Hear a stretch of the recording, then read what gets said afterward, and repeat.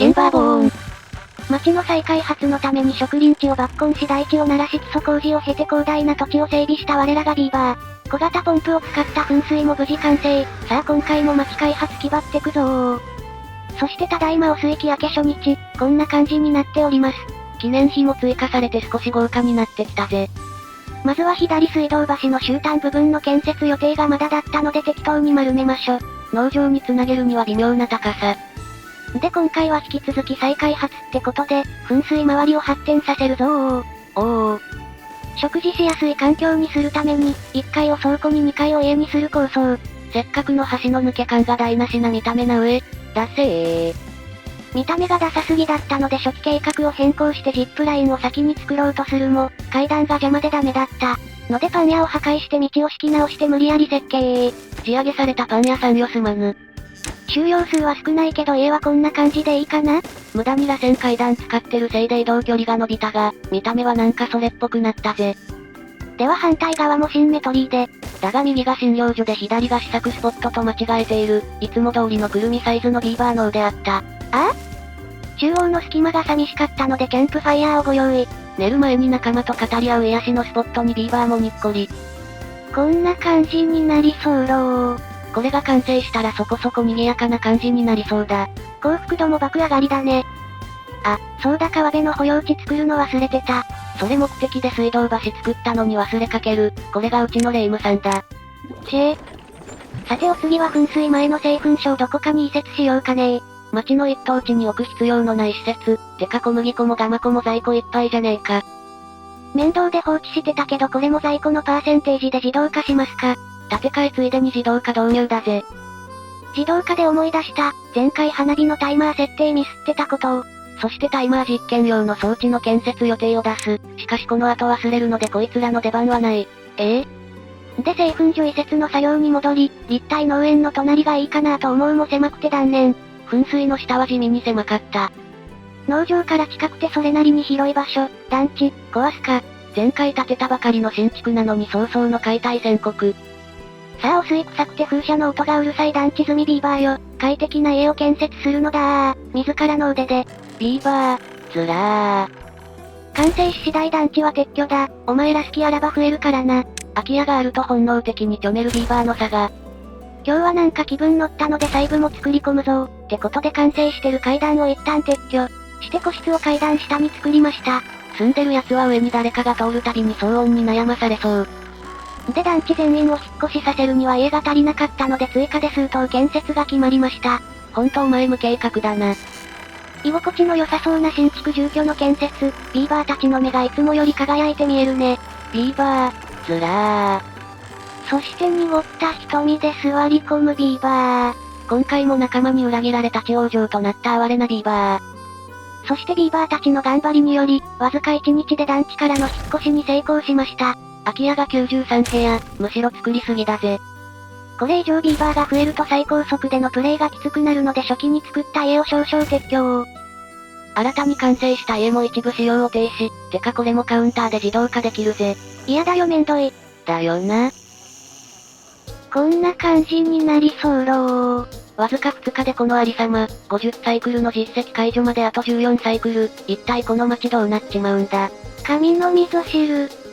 団地の撤去も終わり製粉所の設計を開始。倉庫は原料のみを保管し、製粉した粉はパン屋の近くに保管予定。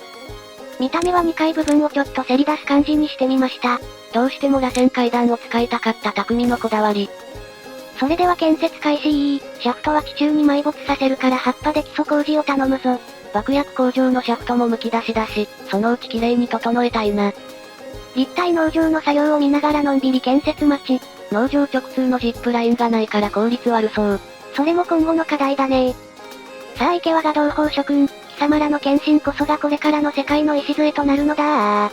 ビーバー、ずらー、投射費 1.5 倍。川辺の保養地、水たりとらんやないかーい。バルブで作って水位調整できねえと壊したのにまたバルブに戻るという完全に不毛なムーブ。いのー、ちの水。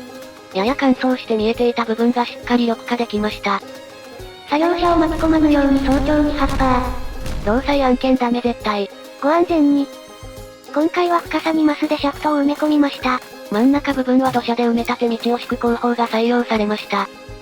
そして建設予定出したというのにお前たちというやつは、道を挟んでガン見するビーバーたち、これはもう恋が始まるやつ。仕事性。特に意味はないんだけど前回河口の水門の基礎、貯水が排水されちゃうので仕方なく堤防にしてたんだけど、ちょっと工夫すれば隣の水門と同じ貯水バルブに作れるなと気づいたので修正工事を依頼。工事現場周りを堤防で塞ぎ水漏れを回避しただけのお話。さあ暇ビーバーたちのために大規模事業を行うぞ。今回はこの辺りを一気に緑地化するぞー。これが成功すればかなりの広範囲が緑地化するぜ。てか景観的に少し高すぎる気がするから一段削ろっかな。まずはこんな感じでおなしゃーす。マップ端っこの地味に遠い作業現場で爆破工事開始だ。水だばー。おいバカ見てないでさっさと対処しろ。キャンプファイヤーの火が。そしてパニックに陥った私、うっかり貯水バルブを破壊してしまう。貯水バルブ全開放すればいいだけなのにぶっ壊しちまう。それがうちのレイムさんだ。慌ててたんだよ。翌朝正気に戻りまた再建設。何度も壊される運命を背負った不憫なバルブ。こんな感じになりそうろー。貯水バルブの工事関係ねえ。がっつり他が追加されてるじゃねえか。いや水浴びするならサウナも欲しいじゃん。まあそうかもな。そんなこんなしている間に製粉所の移設が完了しましただが製粉された粉はすでに在庫いっぱいで自動停止、稼働再開は当分しなさそうだ。意図かなし。そしてちょっと油断したらこれですよ。垣根くらい本気出せば乗り越えられるでしょ。圧倒的な怪力で丸太を運ぶビーバーだが、微妙な段差を越えられないというギャップがまた魅力だぜ。愛らしいビーバーたちの幸福度をさらに向上させるため全体の幸福度をチェック中。食料はほぼ満点、社交と楽しさが少し低いぜ。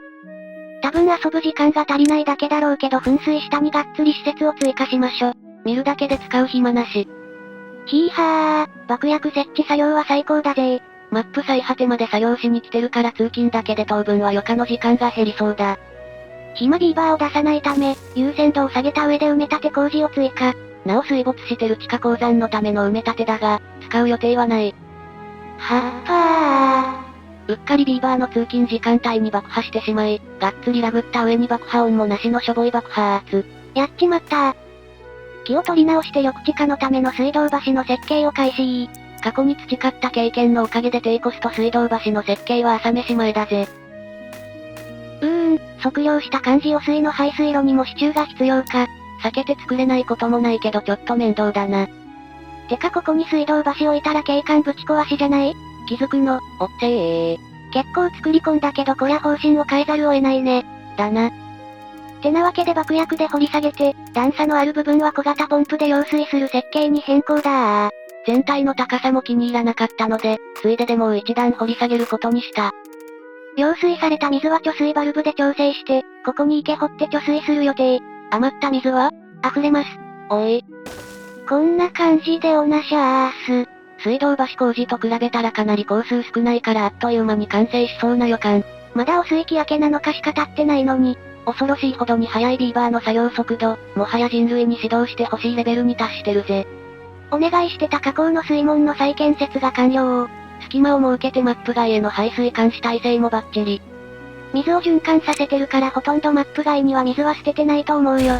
とか言いつつ汚水の排水でしょっちゅう捨ててるけどな。それは言わないで。水路建設開始翌日、ここにジップライン用意しとけばよかったなぁと思ったのず。でもすでにほぼ爆薬設置終わってるのくさ。下打ちすな。この部分水位が低いと乾いて枯れそうになってたけど、河口の水位が上がって綺麗に緑地になりました。多くと多肉植物がそれぞれ丁寧に育て分けられております。なお現在の緑地化状況はこんな感じにござそうろー。おおよそ7割くらいは緑地化終わってそうだな。多肉植物植えてるところ以外は全部緑地化するぞー。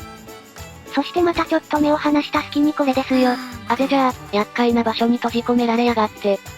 今回の救助作業はいつもより厳しいものとなりそうだ。救助が完了するまで休むことを禁ずる。一匹は皆のために、皆は一匹のために。そして救助階段が完成し、上から土をぶっかけて救助開始。だが左へ受け流すあぜじゃあ。爆散する覚悟を決めた強い瞳をしております。そんなことしたら YouTube にバンされちゃうよ。設置した爆弾を手動で解除だ。新たに救助用の階段を建設するまでビーバーたちの眠れぬ夜は続く。そして翌日、3匹立ち往生。増えとるやないかーい。でアゼジャーの救助がなんとか終わり、その奥に取り残されたこの救助を開始。したものの救助階段完成前に盛り土されてしまう痛恨の失敗。救助作業よりも己の仕事を優先する。これが人間には真似できないビーバーの仕事術。さすがに2日徹夜はきついので救助は明日にしましょ。ハマったビーバーは一晩そこで反省せい。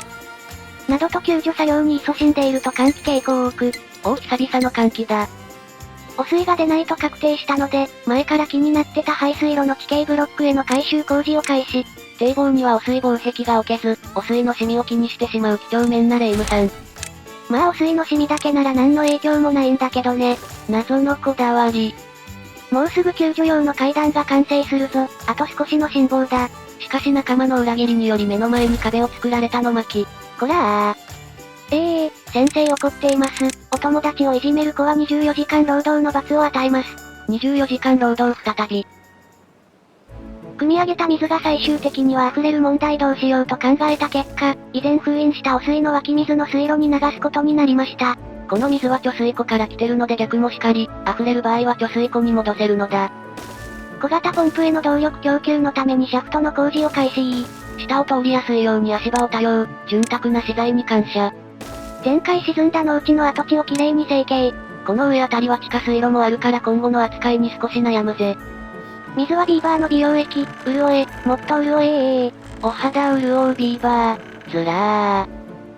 換気が来るぞー。換気が到来。そして緑地下用水路の建設もほぼほぼ完成したぞー。今回の換気は6日間か。では換気明けに稼働できるように仕上げの作業に入るぞー。水源となる小型ポンプのシャフトの工事。はいそこ、水路と一直線にしたいから削り取って。ほんとお前どうでもいいところにこだわるよな。そして今更ながら気づいてしまう。ここのシャフトメインのシャフトと繋がってないと。安定のやらかしいい機会なので噴水のポンプと繋がってる水路のシャフトと繋ぎ、整理することにしました。安心の動力一元管理。こんな感じでおなしゃーす。シャフトの工事は簡単だから、この程度ならあっという間に終わりそうだな。シェシェシェー、お楽しみの葉っぱタイムだー。葉っぱジャンキー、数が多いから打ち漏らしに気をつけろよ。あいよ。これが葉っぱ師の芸術的爆発だー。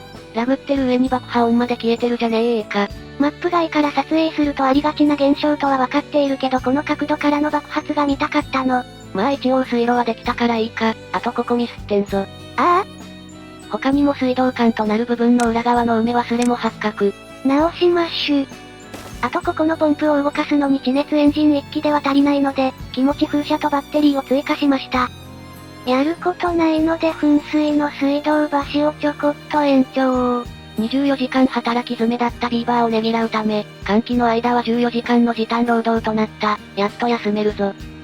水だばー。ポンプ稼働前になんで溢れてんだよ。理由は簡単、貯水湖の貯水バルブ開きっぱだったから。さっさと閉めろ。で水路と池を繋いで貯水バルブを埋め込む工事がまだなので着手。水溢れてたところも埋めとけよ。あいよ。返事だけはいいな。前回の治水工事で水位が上がり多肉植物が枯れたようなのでベリー用の倉庫建設。不人気食品ベリーがビーバーたちの前に帰ってきた。お前、暇そうやなー。まあ24時間労働やらせたんだし、少しくらい休ませてやれよ。よし、意味のない装飾を作らせよう。全力で意味のない装飾を作らされるビーバー。まあ意味のある工事は3匹分しかありませんので、などと言いつつ今から大規模工事すると、動画の尺が長くなることを恐れている霊夢であった。ばらさないでよ。では換気終わりまであと 0.3 日、小型自動ポンプ稼働開始。では水路の機能のお披露目だぜ。いのー、ちの水あ、花火のタイマー設定変更忘れてたな。せっかく綺麗に緑地化される様子と同時に私の歌声を響かせたかったのに、しょうもない歌が見事なタイミングで邪魔されててくさ。私の魂の歌を愚弄するとは、しばくぞ。すまんすまん。段差のある部分の小型自動ポンプの稼働も確認。パワーこそ小さいもののしっかり機能しているようだな。小型自動ポンプの水が上がってくるのが待ちきれず、貯水湖の水門をオープン。おい。こんな感じになりそうろー。今回の水路のおかげで8割くらいは緑地化が完了したかな？水路掘る前がこれだったから広範囲緑地化できたね。比べてみると結構違うもんだな。では換気が終わり新たな水路により一気に緑地化を進めたところで水路を見つつ今回はここまで。